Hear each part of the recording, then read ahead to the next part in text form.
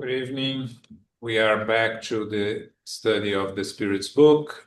We started last week we are on chapter 11, Law of Justice, book 3, chapter 11, Law of Justice, Love and Charity.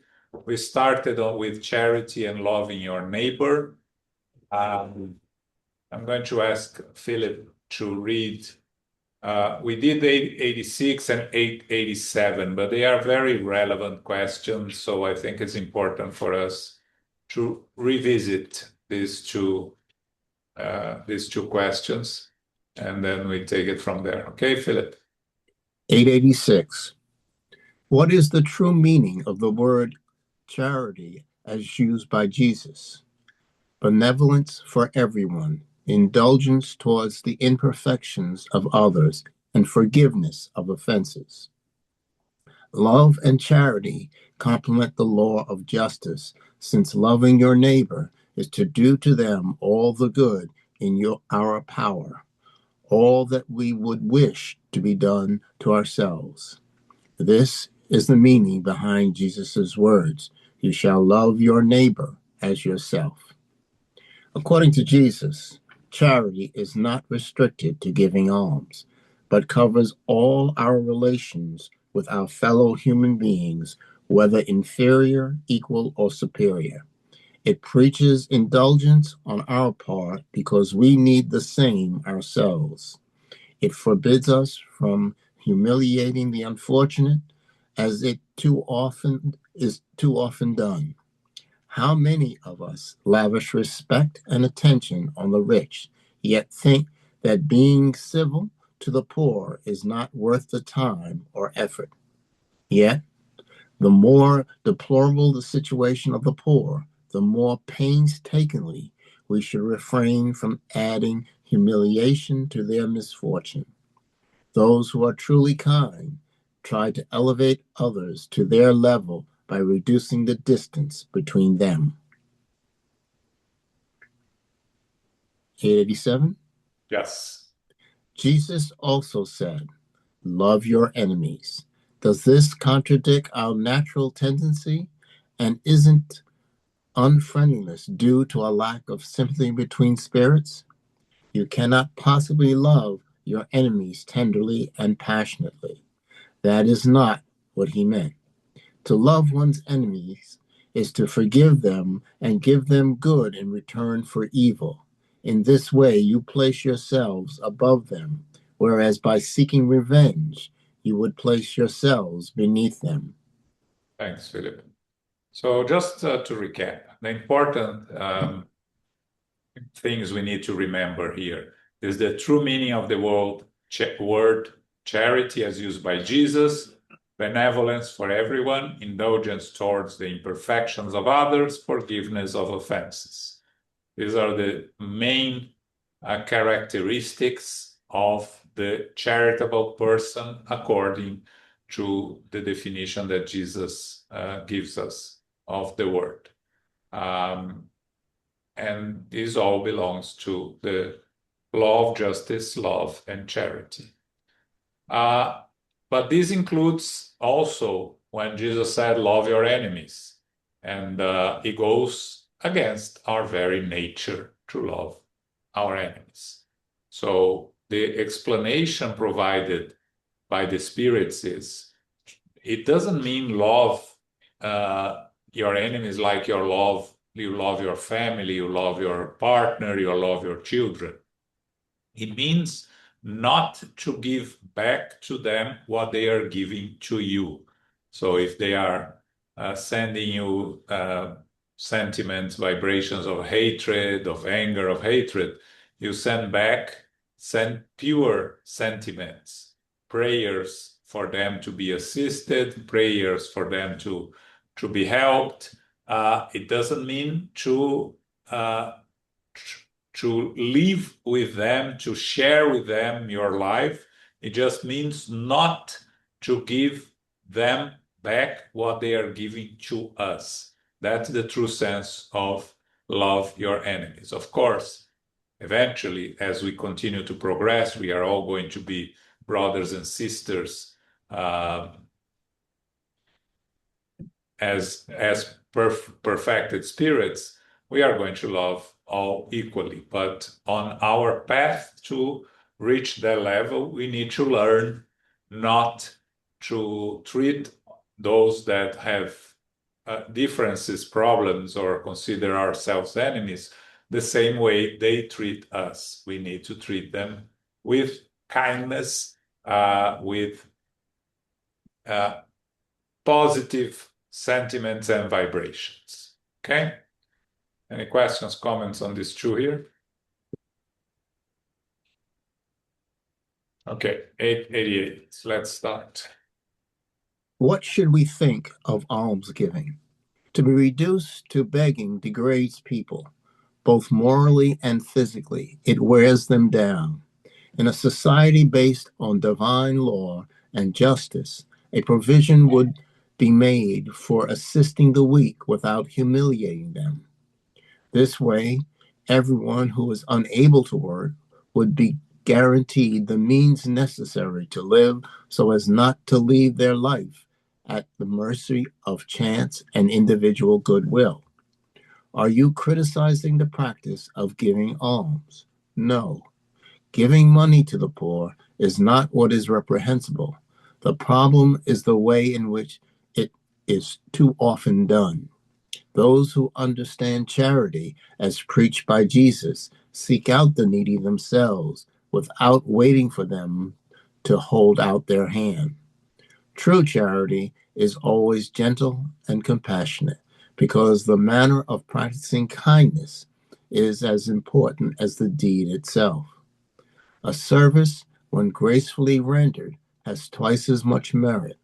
If this same act is rendered in a patronizing manner, despite being accepted, the recipient's heart is not touched by it. Remember that ostentation and pretension destroy the merit of generosity in God's eyes. Jesus said, "Do not let your left hand know what your right hand is doing." This teaches that charity should not be tarnished by pride. A distinction must be made between almsgiving and benevolence. The neediest individuals are not always those found begging on the side of the road. Many who are truly poor are kept back from begging by dread of humiliation and preferring to suffer silently and in secret.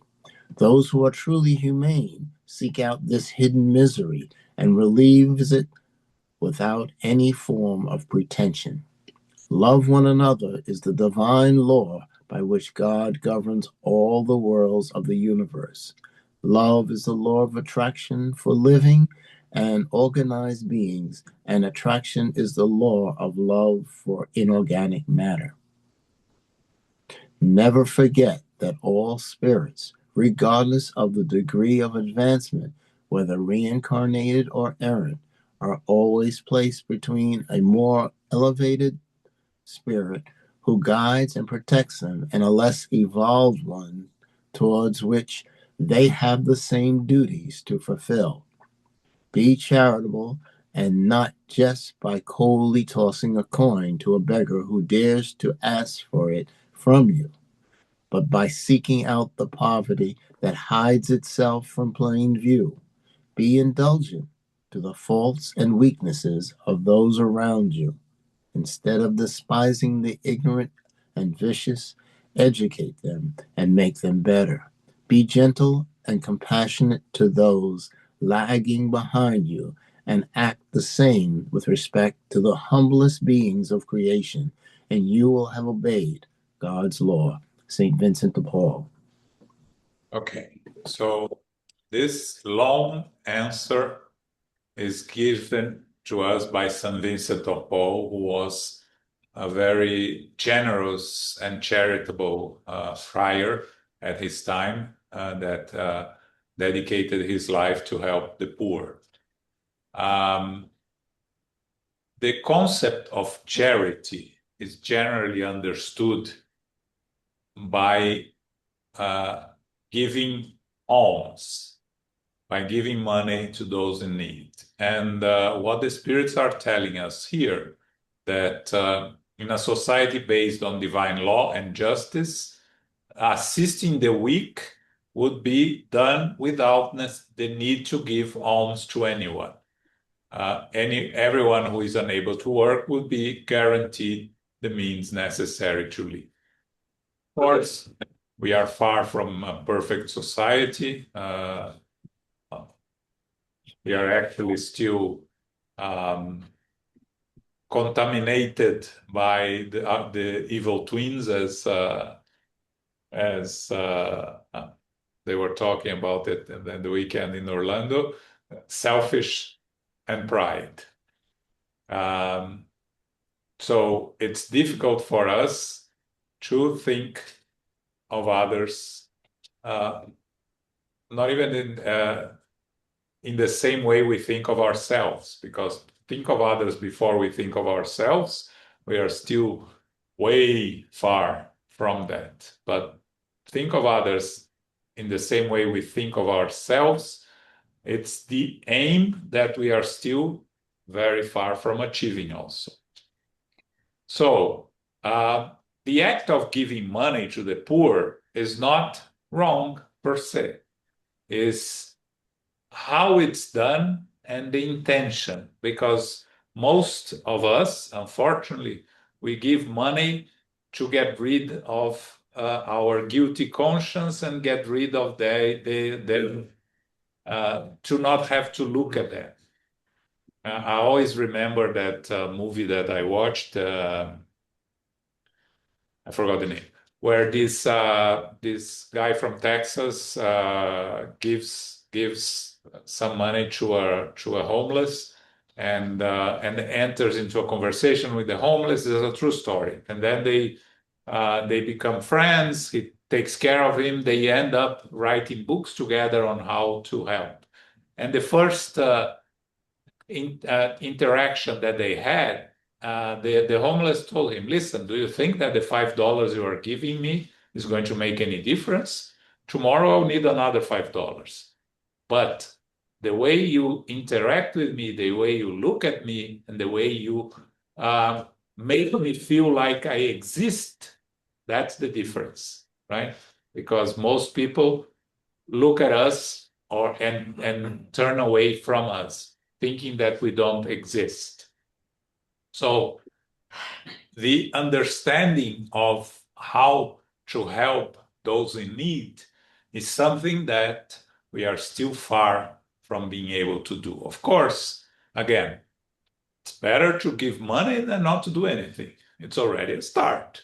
If that's the only thing we can do, we're still at the level that we need to give money and turn our heads to the other side. It's a start, because there is a lot of people that don't give anything. But to begin to understand others' needs and to engage with them is the next step that we need to work on. So, the famous phrase, instead of giving them fish, teach them how to fish, right? It is exactly that, right? To help the person to achieve the means to do by themselves. Of course, when someone is dying of hunger, you give them food. You don't teach them how to cook, because they'll die before that, right? So we need to understand the situation. But the help here encompasses to recognize the other's existence and the other's need, right? The famous Mother Teresa case, when she goes there to rescue that individual that was dying, and the journalist follows her and says, I couldn't do that for $1 million. And she says, neither could I, only for love. That's who she is, right? It doesn't requires her an effort. It's natural. It's second nature to her. So that's where we should aim, to be second nature for us to help those in need. How do we achieve that? Starting small, starting helping those close to us, right? Not turning away from needy individuals in all senses that live close to us, families, friends, neighbors, those that live in our neighborhood, because we cannot change the world, but we can change ourselves. We can change the way we deal with others. When Jesus said, do not let your left hand know what your right hand is doing, again, this is a way of explaining to us that it needs to become second nature to us. It's not in the way of, you give a help to someone and someone else comes, oh, I see that you are helping that person. How nice of you. And you say, no, I didn't do anything. No, you try to escape from, it is important we recognize our own progress. It's important for us to be aware of the effort, be aware of the result, and be aware of our own progress. So if we are dismissing everything that we do, we are not learning from what we do. So the sense here that Jesus teaches us, do not let your left hand know what your right hand is doing, is exactly in the sense that when it becomes second nature to us, doesn't matter. You are doing because it's who you are, not because you are being forced to do. But until we get there, there is a long journey. And again, practicing charity towards others sometimes it's not giving alms. It's giving a shoulder to cry, an ear to listen, company for someone that is alone, feeling loneliness. So all these type of things are charitable in a way that sometimes it's much more than giving alms. One thing that we all have that we can give is our time. And how we use our time is also a sign of our evolution, how much we have advanced on this path to be better each day. So that's what St. Vincent was trying to tell us, and he finishes by saying, right? We are always placed between a more evolved spirit who guides us, and a less evolved spirit who we need to help. And be charitable, as he says here, not just tossing a coin, but seeking out the poverty that hides itself from plain view. The famous passage on the Gospel according to Spiritism of that lady that goes there into the poor neighborhood, takes her daughter and teaches her daughter how to help those in need. One of the most beautiful passages of the Gospel according to Spiritism. Be indulgent to the faults and weaknesses of those around you. This is being charitable. Make those around you better by educating them, being gentle and compassionate. That's how we can be charitable in its true sense. Again, if we can share, give alms to those in need, we shouldn't, I am doing all the other things, so I don't need to give any money. No, it's all part of the whole charitable process. Yes, to me, I think being compassionate or trying to be compassionate is not by you announcing that what you've given so that you can get recognition. That's not being compassionate.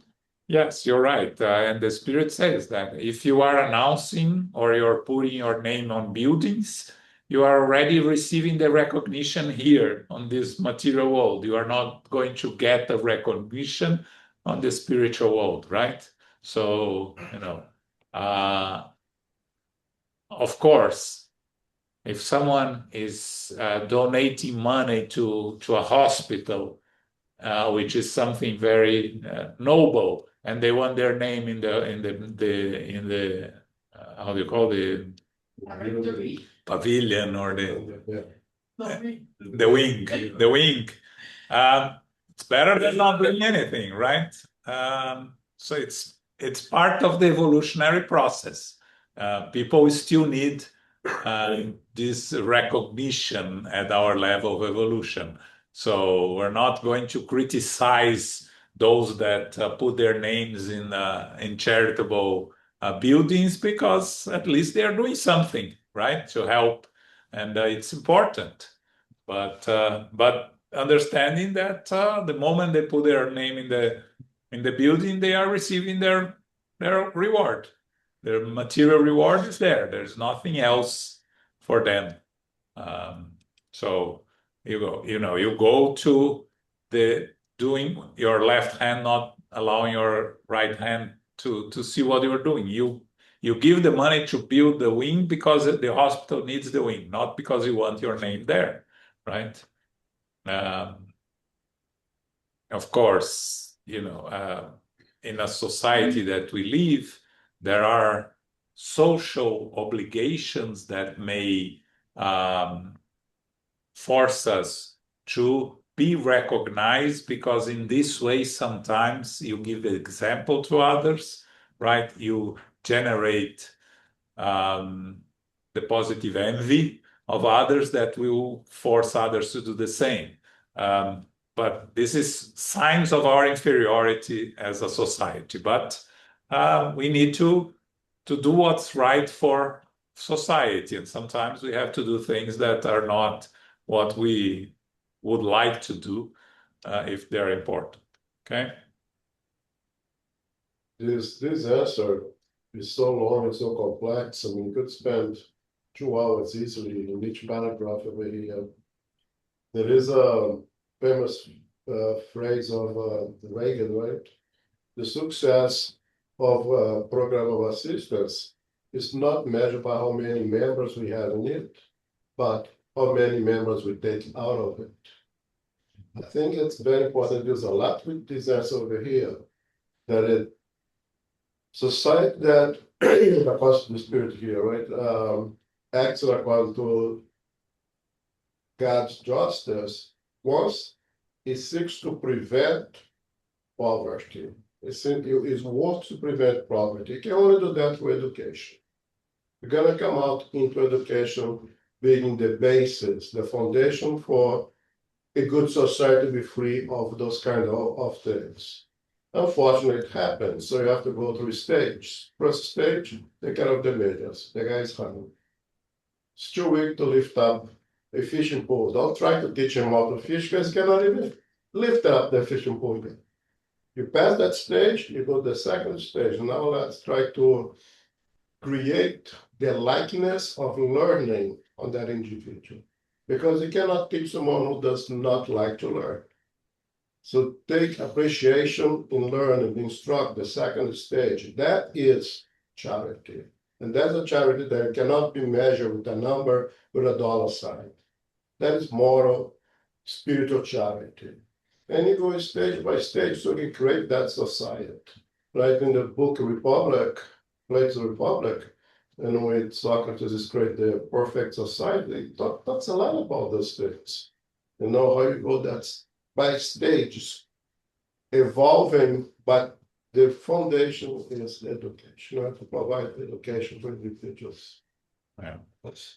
Yeah, and if you look at recent history of countries that have achieved higher levels of progress, of development, you are going to find education in the basis of it.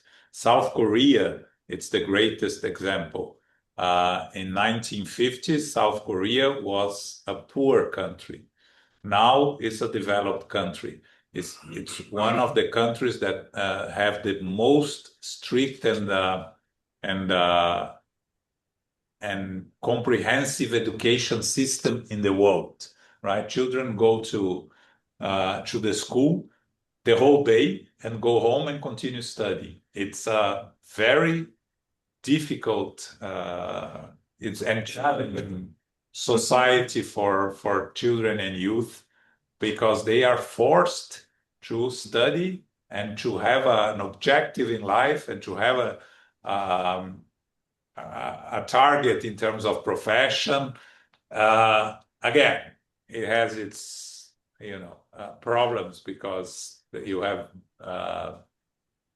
burnout of a lot of children, right? Because you are forcing too much. But when you force too little, you live in misery and continue living in misery like many other countries in the world, right? Don't provide the decent education. So, of course, we need to get to an ideal level. But like I almost said, education without an education society educating their youth in a consistent and productive way, the country is not going to progress to become a more evolved, advanced country. Yeah. And education, in accordance to Kardec, this book, I remember the questions, is not only the education of the instruction of the schools, but the transformation of characters. Yeah. Some Scandinavian countries in which they don't start teaching ABCs and numbers until 7 years of age. Because the first years, 4 to 7 years, I believe, they just want to teach social skills. They want to develop social skills. Develop being charitable towards one another, being benevolent towards one another. And that stuff's important, very important, like the ones in Korea, they just start later on. But you see there the signs of progress of civilization, right? Because we didn't have this 200 years ago or 150 years ago. We have now some here and there. And the here and there in 100 years is going to be much more here and there. And in 500 years, it will probably be the whole system of the planet. We hope that's what we should work for. But you see, going back to the law of progress, right?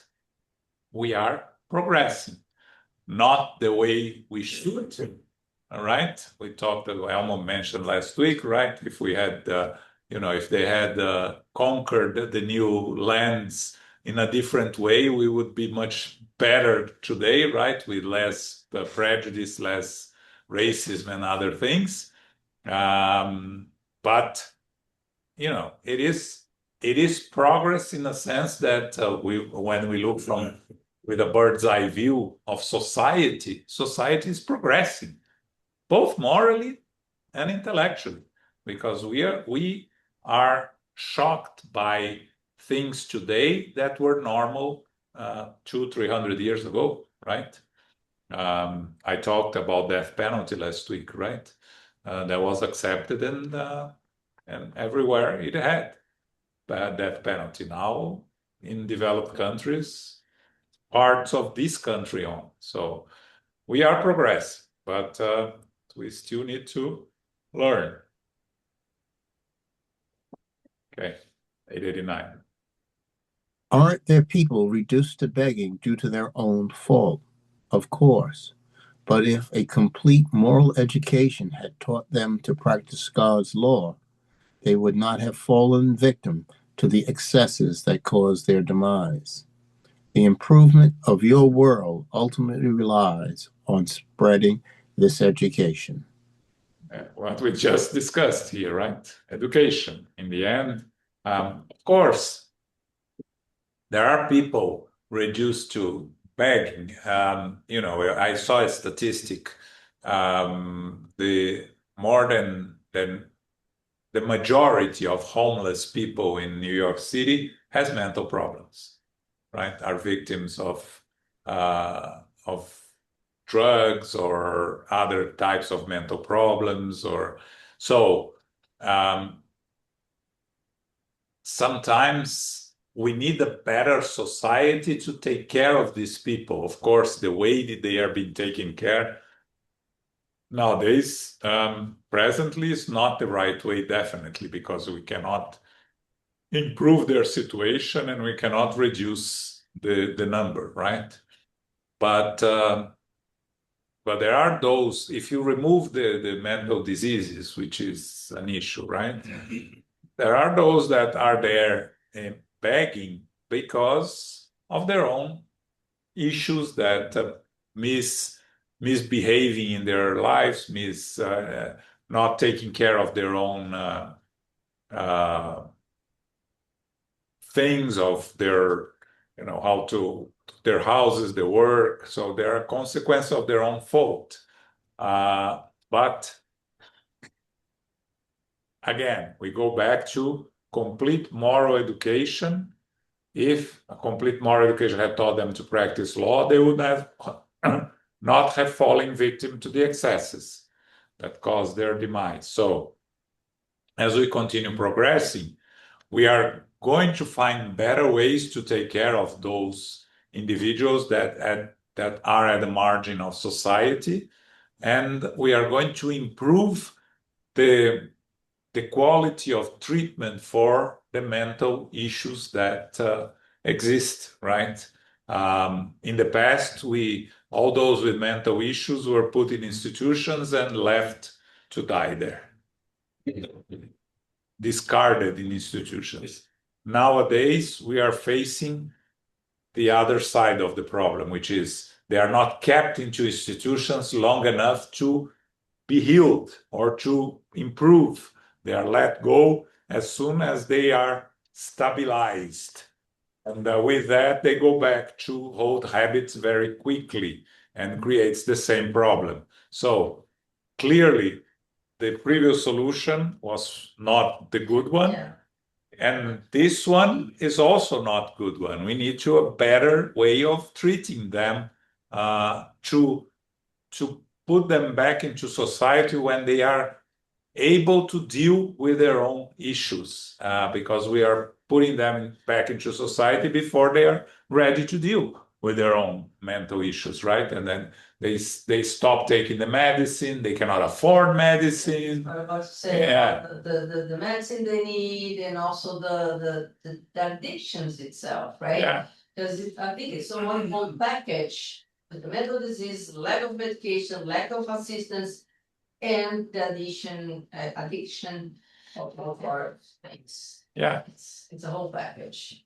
But again, as we love justice and charity, right? It's the how do we deal with these problems? Do we hide under the rug, which is the way that many places try to do it, right? Or to send the homeless away to other places or get rid of all immigrants. That's not the moral solution, right? The moral solution is education and trying to improve their conditions according to our abilities and needs. But we're moving forward. It's Also, a few weeks ago, a person on the subway was asking for food.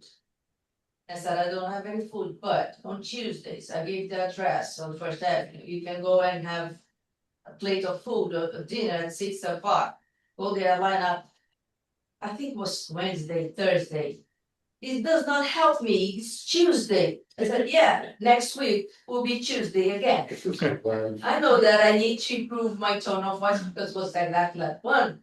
But it's like, does he need food? I was thinking, does he need food? yeah, you see, but we tend to fall into judgment, right? Yeah, I know. That's the And my you tone did of voice was not helpful. you did you had the right approach, right? But when he reacts, Yeah, then I got lost.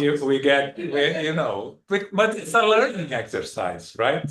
The fact that you are reflecting on it, that you are, it's going to, next time you're going to deal in a Yeah. better way, right? Because again, these people, the homeless, the people that are in dire needs, normally they come from places where they never learned to deal with other people in interactions with yeah. So they react to being beaten physically or emotionally all the time, right? So the reaction is like a scared dog or cat, right? They react like fighting. It's the fight or flight, right? So it's on us to understand that, but it's hard because someone reacts aggressively towards you. Your first reaction is to engage the same way, right? So because our first reaction is to say, I'm trying to help, and that's the reaction I get, you know. But most of the people are like that, right? And what we need to learn is like some Vincent of Paul said here, right? There are spirits above us and below us, and we have to try to understand and help those below us, understanding that they are below us financially, morally, or all the other things. Right? Guys, I suggest that you read go to 707. It's easy because I think it illustrates very well, complements this question so well. 707. If you just read the question, the answer is not to go to Kardec. It's really worth it, I think.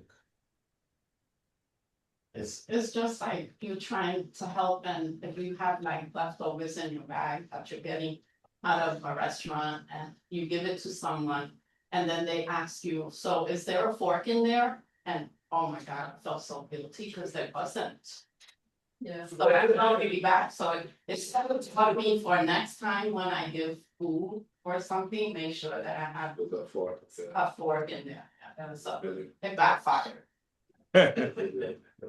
707, Phillips. Just the question, the answer from the spirits. We're not going to read Kardec's comment. There are always individuals who lack the means to survive despite living surrounded by abundance. Who should be blamed for this? At the selfishness of humans, who too often prevents them to do what they need. Next, and most often, the individuals themselves are to blame. Christ said, "Seek and you shall find." But these words do not imply that all you have to do is look down on the ground to find anything that you want. You must search for what you want passionately and with perseverance, without being discouraged by obstacles that are often only a means of testing your determination, patience, and resolve. Thanks. Yeah, exactly that, right? So the blame is selfishness of humans in general, who often prevents them to do what they need. And next, the individuals themselves are to blame. It's question 707. So we need to do our part. That's what the spirits are telling us here, right? If we don't do our part, we cannot expect others to do our part for us. And that's the challenge, but we have the means to do it. We have to put the effort. Yeah, I think this answer is very important because in a just society, we'll do everything to prevent anyone to get the position of being a beggar. But there will be always those who, at their own fault, will choose the wrong path, the easy way out, with those who will rely on generosity of people.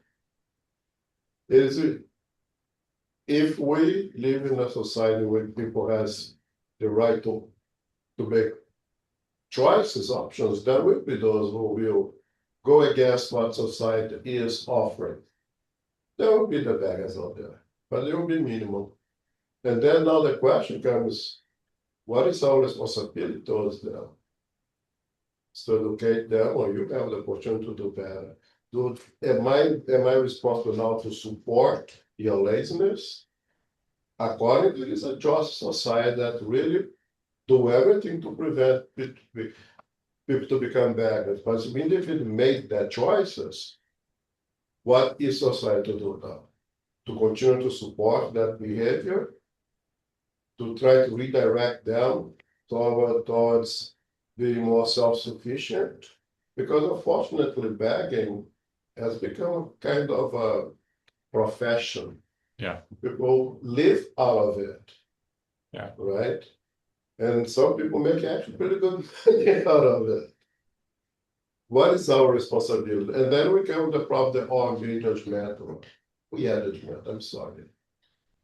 Yeah, no, it's Try to avoid, but it's a problem that some developed countries or even less developed countries face is the assistance they provide to those that are out of work is enough for them not to try to do anything. That's right. And then we go back to Reagan's, right? Yeah, exactly. Success of the program is not how many people have that, how many people take out of that. Take out of that, yeah. Okay. All right. Maternal and filial love. Is maternal love an instinctive virtue or feeling shared by both humans and animals? It is both. Nature has endowed a mother with the love of her children to guarantee their survival. In animals, maternal love is limited to providing the material needs of the mother's offspring. This affection ceases when this care is no longer needed. In the human race, it lasts for a lifetime and assumes a character of selfless devotion, raising it to a virtue. It even survives death and follows the child into afterlife. Therefore, there is more to this love in humans than that which exists in animals. So, maternal love is considered the most pure form of love that we here at our level understand. And again, we are talking in general. There are exceptions, of course. So, but let's talk in general. Most of mothers love their children deeply. You can say, oh, but mothers that have 3, 4 children, they love their children differently, some more than others, and they hide very well. Some of them don't. But again, it's true love. It's a manifestation of love in general. It is both instinctive and something that comes from the instinctive that comes from the animals. It becomes something of a natural feeling that is part of our evolutionary path. And the maternal love is the instrument that is used to the most efficient instrument for reparations between spirits that are struggling to readjust to each other. Normally, the love of mothers for their offspring, for their children, is something that goes beyond the physical life, survives to the spiritual world, and continues forever because it is true love. True love is never ends. It belongs to those that you true love are going to be with you for eternity. Now, again, we are imperfect spirits. Mothers are imperfect. Children are imperfect. We are going to have all the issues related to imperfections. But ideally, looking at love, to understand love at our level of evolution, we have to look at a love that a mother has for her son or daughter as the most approximate way of the pure love that we are all going to reach one day. It is an opportunity of reparation. That's why a lot of times you see all the issues. And we see in many books of André Luiz cases of mothers planning to come back to reincarnate. There is one famous case in Missionaries of the Light of a mother that is going to reincarnate with 4 children that she had too much love for them in the previous incarnation, and she spoiled all 4 of them. And they all ended up deviating their path because she never allowed them to do anything by their own. She took care of everything they needed, and they became completely spoiled.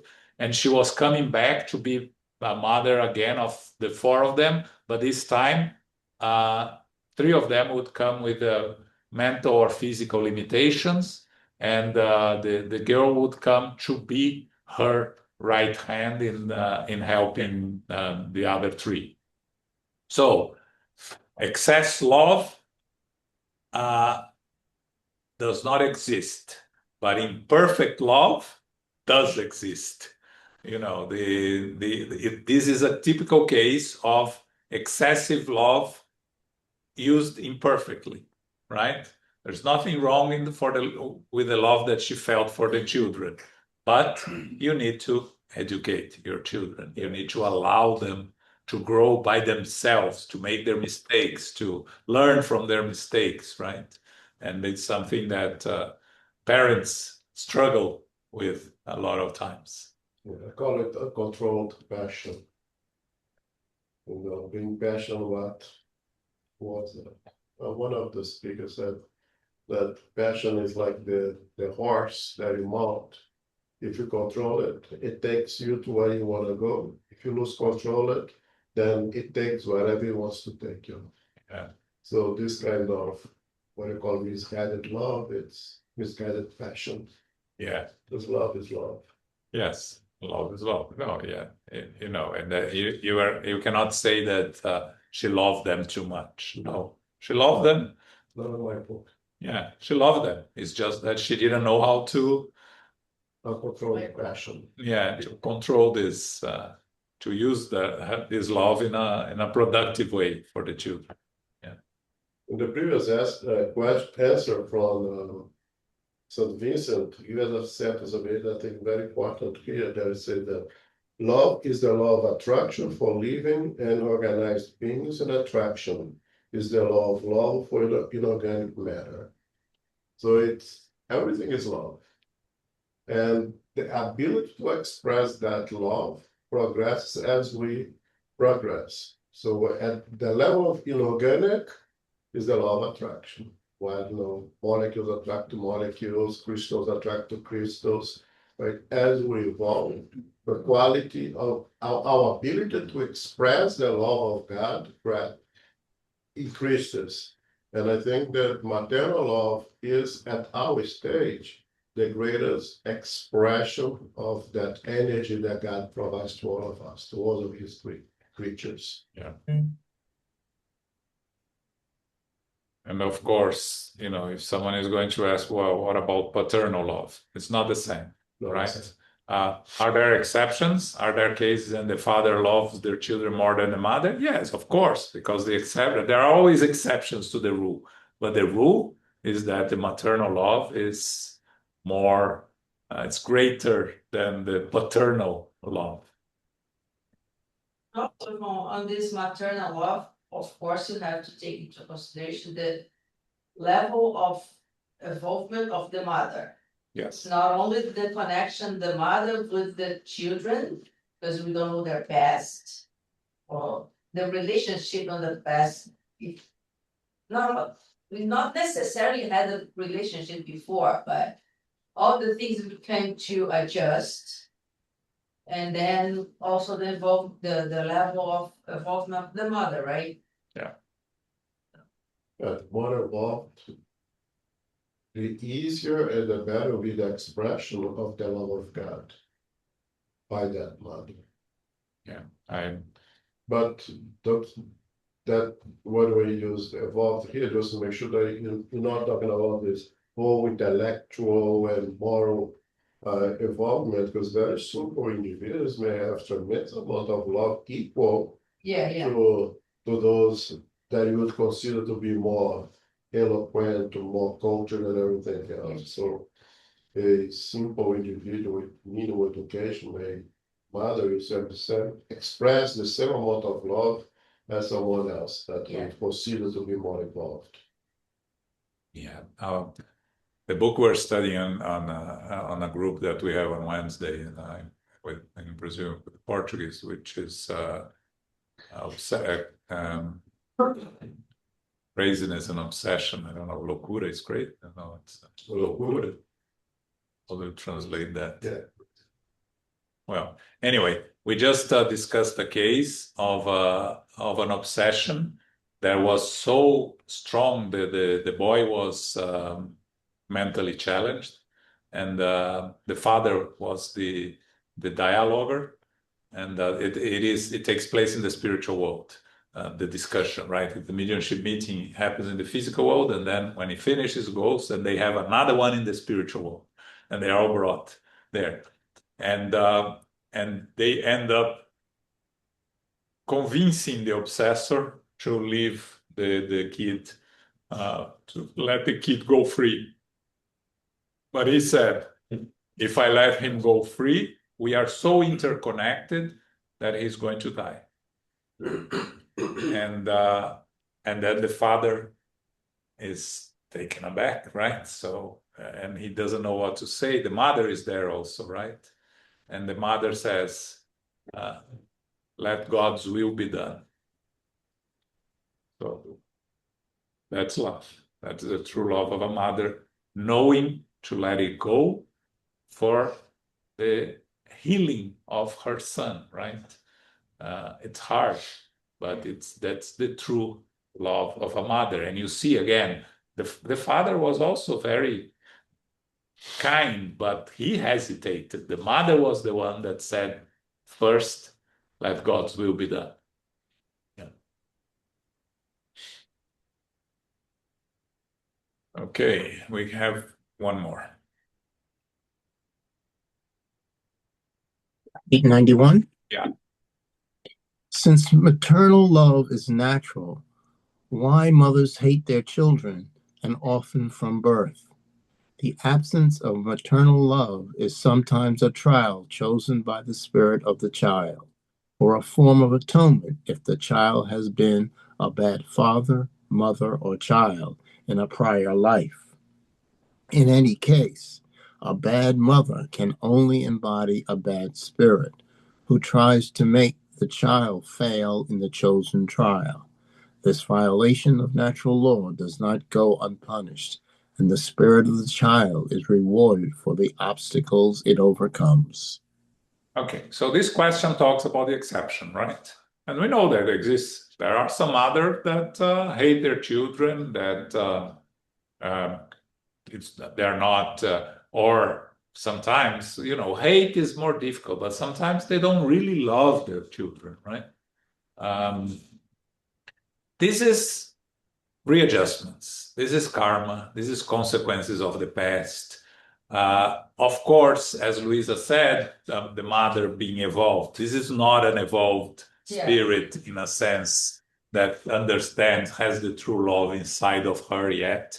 But again, in a society that we have, the majority of us are spirits, still imperfect spirits, more prone to do evil than to do good. The majority of mothers love their children. So you see how this is something that it's different, right? But again, it's the majority. There are exceptions, and sometimes the exceptions are trials for the mother, for the child. They have to readjust. They have to learn to accept each other. It's not even love each other, because the hatred that exists before is so big that when they are put together, it's very difficult to overcome the hate. But if they learn through a lifetime, and they do, many times they do, to not hate each other, to live with each other, right? Tolerate. Yeah, I think babies cry with their moms and not cry with their dads. yeah. Newborn babies. Where does this come from, Yeah, right? exactly. It can only come from previous incarnations, right? Yeah. So again, there are many different reasons for that to happen, but it's the exception. What is important for us to, it's an exception. And when it happens, is a necessity for both of them or one of them.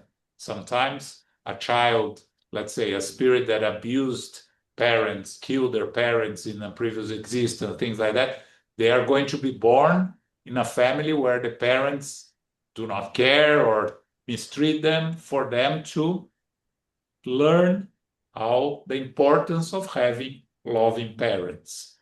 It's the karma, it's the law of action and reaction, as we discussed many times here, right? As we study here.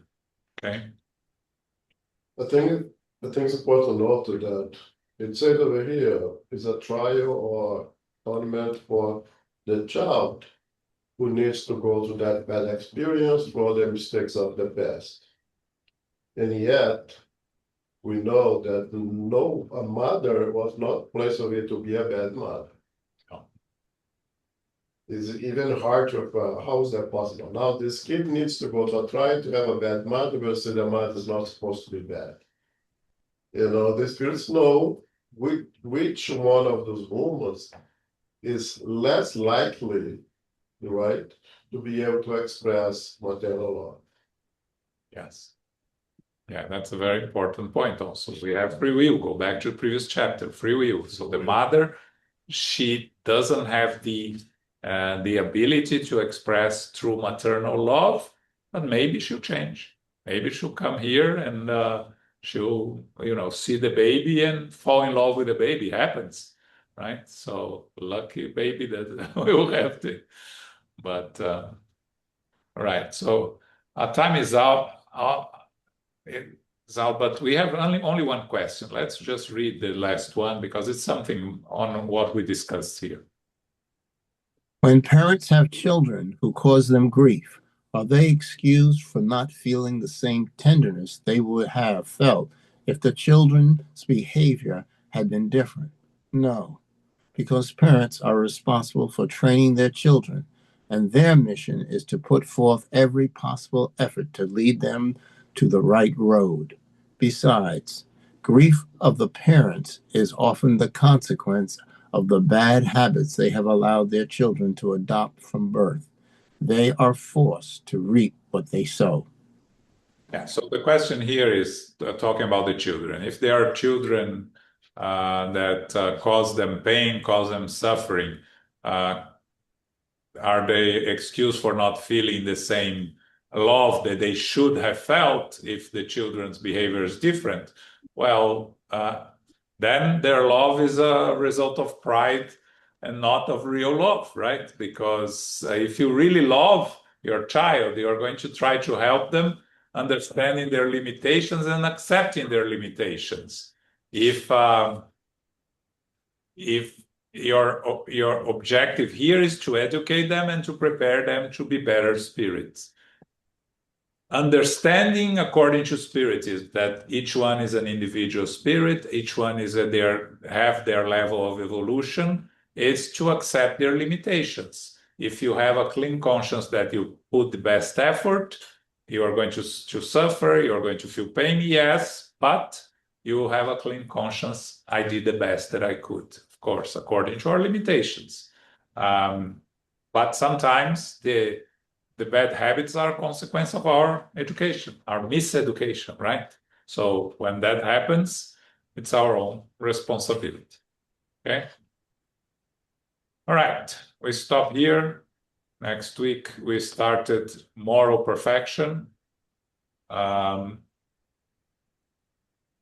This Saturday, we have our friend Peter Hayes from Love and Light Spiritual Society in Newark talking about the prayer of St. Francis at 11 a.m. We have on Sunday our Q&A session. Please bring your questions. On Monday, here we have a special guest that is going to talk about mediumship with Jesus. We will have our regular work that we do on Mondays. Is just the presentation will be different. Will be a speaker that is coming from Brazil and is going to talk in Portuguese. I'm going to translate, and it's Mr. David from São Paulo. Okay, Daniela is not here, so the book club is still the book Ardous Ascension by Victor Hugo. I don't know which chapter they are. Carol, can you do our final prayer? Sure. Thank you so much for hosting, John, and we appreciate it, and Elmo. And thank you, Philip, for reading for us this evening, and everyone who is here. We thank you. Infinite Spirit, infinite Creator, and divine Providence, we give thanks to be together for our studies of the Spirit's book, Book 3, Chapter 11, Charity and Loving Your Neighbor, and Maternal and Filial Love. Charity encompasses the three keys: benevolence, indulgence, and forgiveness. We should love one another and give goodness to those who offend or give us harm or hate.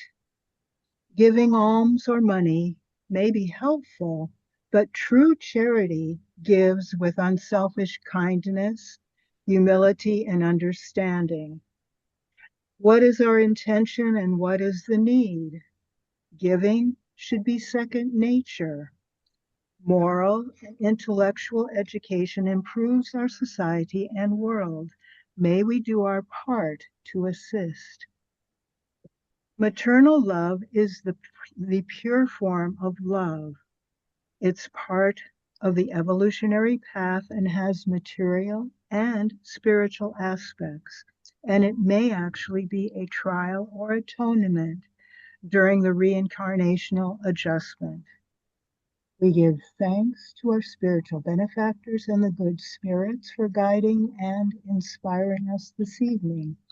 May we receive the love, light, and peace of Christ within us and for our loved ones, our teachers, our directors, our counselors, our mediums, our workers, and all participants. We pray for inner peace, and especially now for world peace and for those who are suffering in the physical and spiritual worlds. We pray for our center, SGNY, and all Spiritus centers throughout the world, that they may grow, prosper, expand, and be protected throughout the day and throughout the night. As we close, we humbly ask for safety and protection as we return to our family, our friends, loved ones, and co-workers. And as we close, may we remind ourselves to be beacons of love, of light, of peace, of service, and charity, which is love in action. May peace and love prevail. So be it.